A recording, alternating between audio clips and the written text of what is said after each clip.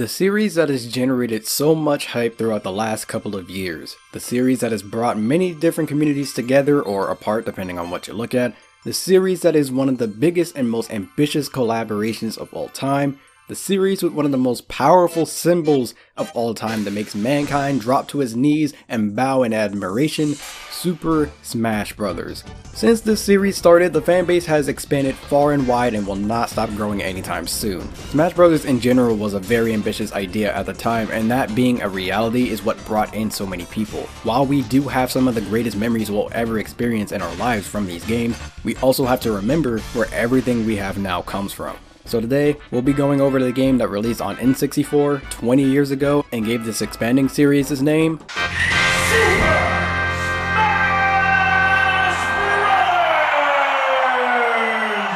or Smash 64, for those who want to kill me over what I call the game.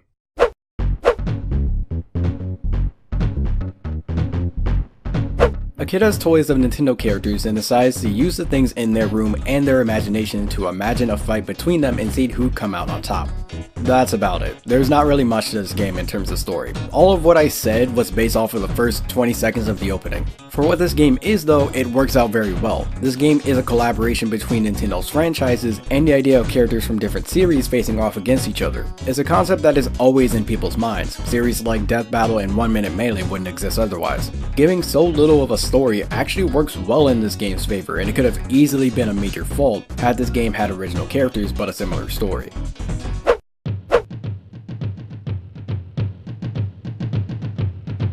The models used for this game are nice, especially given the limitations that the N64 has compared to today's technology. Some of the characters in the game like Ness and Samus had their first 3D appearances in this game, so there's not much to compare them to other than their 2D origins, but regardless, they are good. For the ones that I can have a frame of reference for, they tend to look like worse versions of their original counterpart, but it's not really noticeable unless you go out of your way to look at it like I have. While you're playing the game, this won't be an issue. It's also understandable why, because each character has to have fair treatment so that no one sticks out above the others, and they also have to compensate for the other parts of the game like the stages. All of them have varying aesthetics fitting toward a good amount of the series that they originate from. The music involved is also iconic for most of the series that are represented, along with new music for activities that are original for this game. The new music is also pretty good by being funky, action-packed, or both. By the way, the opening for this game is the only one in the series that shows off the hidden characters you can unlock. Well, when you unlock them, that is. If not, they're just silhouetted. And in the end credits of the game, you are able to highlight a person's name, and by doing so, you can see exactly what that person worked on, which is really cool.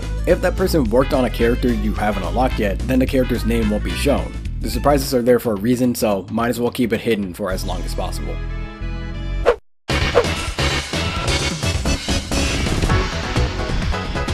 Your objective is to knock your opponent off screen. With every attack that lands, the enemy's percentage will go up. This increasing will cause your opponent to be sent farther on the next hit. In order to cause damage, you have a variety of attacks at your disposal. There's a simple jab combo and 4 tilts which tend to be weak but safe hits. You also have 4 smash attacks which are stronger and more useful for knocking an opponent out, but also have more lag after they are used, so just throwing them out can be hazardous. There's also a dash attack that is potentially useful for approaching. However, this isn't just a grounded game. In fact, a lot of your time will be spent in the air, so each character also has 4 air attacks. Each character also has 3 specials, which does something unique, given the term special. So trying to narrow down what they do is kinda difficult. Generally though, the up special is used for recovering from off stage while the others are for attacking. This game is not all about being offensive. You'll have to defend yourself at some point, so you can protect yourself by shielding or rolling to avoid an attack. You'll have to be careful with these though, as your shield can be broken, which leaves you vulnerable to any attack for a short amount of time, and rolling doesn't keep you fully invincible.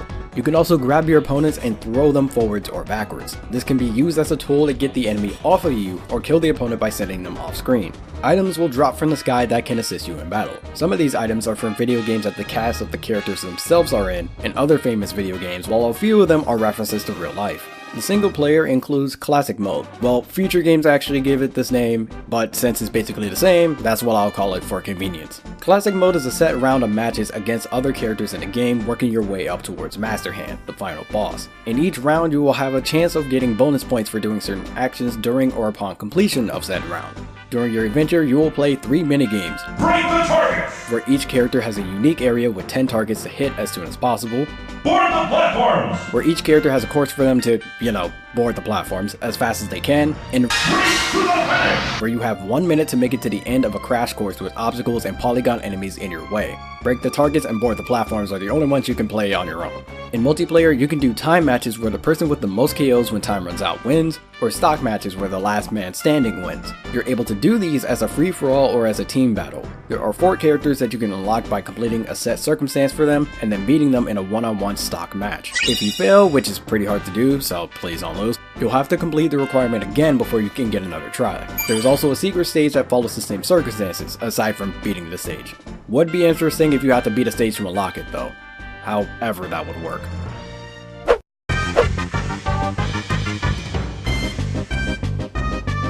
The gameplay at first was a little difficult to get used to, especially because I went backwards from Ultimate, but I was able to quickly adjust to being able to actually play the game. I wasn't exactly the best at it, but I didn't care about that. Even after all of these years, this game doesn't feel extremely bad to play, which is amazing given all the time that has passed and all the other games after which would completely change your mindset. It also plays so differently from other fighting games that it has its own unique charm and playstyle to it that most other companies aren't able to replicate, or at least not efficiently. Because of this, it stands out against so many other games at the time. The representation of Nintendo IPs were good and pretty balanced. For stages, most of the series has a stage for it aside from Earthbound and F-Zero that is aesthetically and level design wise different from each other, making all of them memorable. Each series has 1 or 2 characters leading to the combined total of 12. This might not sound that great, but again, given what this game was trying to do by putting these characters from separate franchises together, it works out well. Not only that, but almost every character is completely different from each other in terms of how they play and what they can do. This works very well for the starting roster of the series. It could have used some villains though, as there's not a single villain in this entire roster, but that doesn't hold this game down by much, and the roster actually had a chance of being bigger, but a lot of characters were cut. King Dedede and Mewtwo were cut due to time restraints, Peach and Bowser didn't make it in because of N64 limitations, Pit was going to be included but wasn't popular enough so Jigglypuff took his place, and Meowth was going to be a playable character. Yes, Meowth was planned to be playable. I do wonder if that'll actually happen at some point, given that every other character I mentioned is actually a character later on in the series, so why not? It's gotta be the one that talks though, otherwise, Nintendo, do not bother.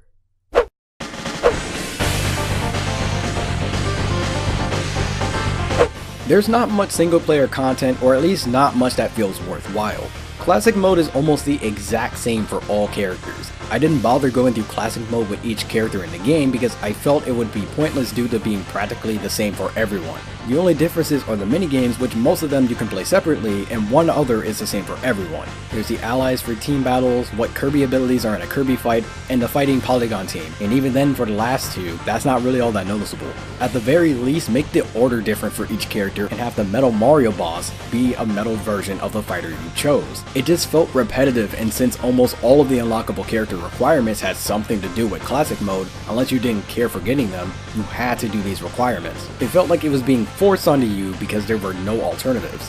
Board the Platforms didn't have a good use either as a standalone mode, since that wasn't used for unlocking characters and is only there for a high score. The strange thing though is that the developers also wanted a racing minigame, which was removed. It is strange for there to be a racing minigame in a fighting game, but then again, this is also Nintendo we're talking about, so maybe it's not that strange, but whatever. It potentially would have had more content. And I'm aware that this kind of game is meant more for playing with other people, but sometimes you'll want to play this game by yourself, and there's not much that you can do here.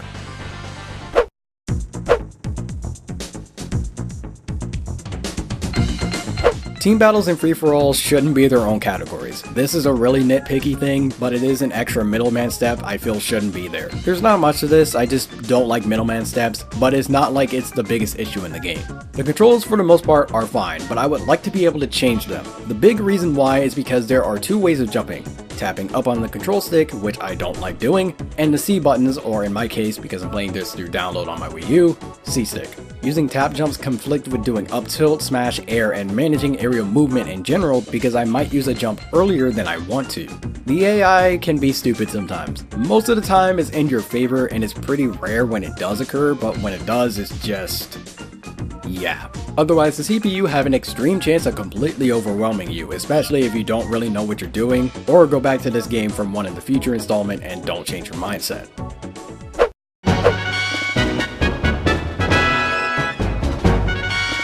The starter of the Smash series did a very good job at establishing what it was trying to be, a game that is a celebration of Nintendo's successful franchises while also being a well-functioning game that went off of the idea of fictional characters facing off against each other. I do wish that there was more content single-player wise, and there are a few inconveniences, but the things that this game did were really ambitious, and what the developers had planned originally for this game was above and beyond what anyone would have expected for the first Smash game. Plenty of characters were cut, some game modes were also removed, and final Smashes were also planned to be in this game, but of course, hardware limitations, so that didn't happen. This game did a great job laying down the foundation for the installments later in the future, and would have also worked well enough as its own standalone title. I'm very glad that this game was the one that started everything to come, and I'm sure a lot of other people out there are too, because remember, this game started everything. Without this game, we might not even have Smash the way it is now. What's going on, my fellow residents? It's me, TheFrozenCavern, and thank you guys for making it to the end of this video. Super Smash Bros. Is a series that holds a very special place in my heart, and in the future I do plan on doing more of the Smash Bros. Games as time goes on. I don't know when I would do them, but I plan on doing them at some point, and I had to do something for Smash Bros. Because the 20-year anniversary was today, so there's also that. Just a big old celebration for Super Smash Bros. In general, and as I said earlier, I will be doing more Super Smash Bros. Content in terms of reviews. And if you guys want me to do a review of the next Smash game, which would be Melee, then you guys can let me know of that in the comments below, and I can try and get that out as soon as possible. But with that out of the way, all of my social medias are in the description below. My Facebook, Twitter, Instagram, and Discord are all in the description, so make sure you go to those. That way you'll be able to be up to date on whenever I upload a video. And if you enjoyed this video, don't forget to like and subscribe, as well as share this out with your friends and family. But until the next video, take care. I want you for a